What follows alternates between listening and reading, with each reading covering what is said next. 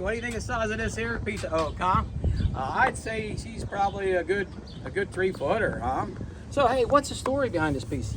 Well, it was on our property on a lake, and just nothing but a pain with the leaves, so we decided to bring it here and have you guys make a beautiful bear out of it.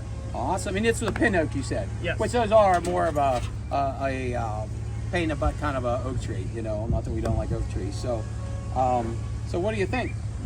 A little bit of base and all bear, huh? Yep. All right, now he's got an excavator to be able to pick this thing up. I'm assuming this thing weighs about, I don't know, probably 3 ton. I'm guessing 2.5 to 3 ton.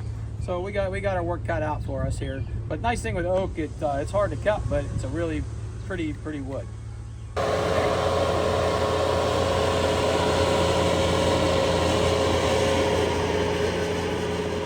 Hey, so what's unique about this crazy oak log is obviously it weighs probably over 2 ton. It's gigantic. This is the upper part of the tree, which would normally be where we'd start like the bear's head at. Unfortunately, this one's got a bunch of crazy gnarly knots right where the head would go. And then there's also the center of the log. The main beefy part of the log that we would probably take would be this part for the head, and the pith, which is right here in the center. You don't want that in the middle of your bear's head. That's where all these knots are.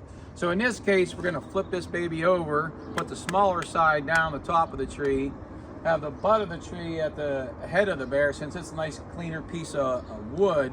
The only little disadvantage of that would be sometimes that crack grows a little bit bigger at the top, but it's going to be way better than all these knots. That's not going to work out good with all these knots. So we got to strip the bark off of this beast and get this big old boy stood up without anybody getting smashed.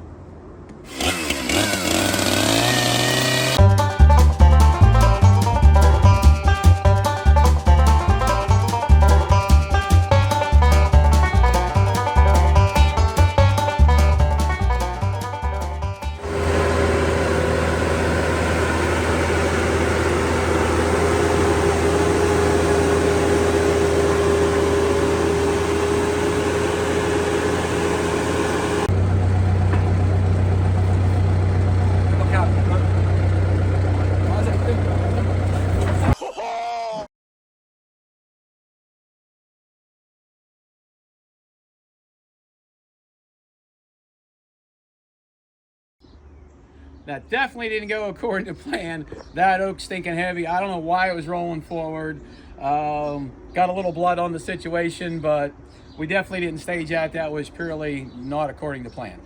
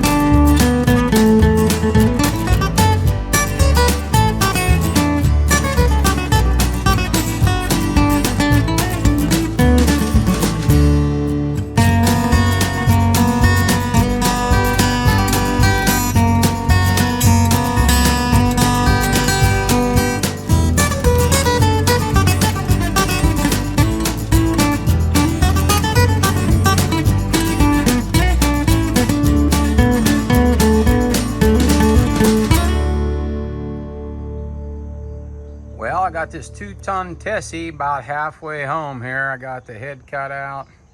Got some arms going. Big old arms. Got to cut the butt out yet. I held off on the butt just because I wanted to get as much width on these legs, try to get as much gap between the legs. Bear's kind of got that big old bow leg, you know, kind of thing. So that's the side. Working on the front. Now I did one of these, I don't know, left here I think last week at the beginning of the week. These people seen that one and wanted the same hand configuration. Only this bad boy is a big old hunk of oak. Been working on it in between rain showers today to give you a little idea. Oak's a lot harder to deal with. Makes the saw want to kick and buck in your face. And you definitely want to have a sharp saw for the oak.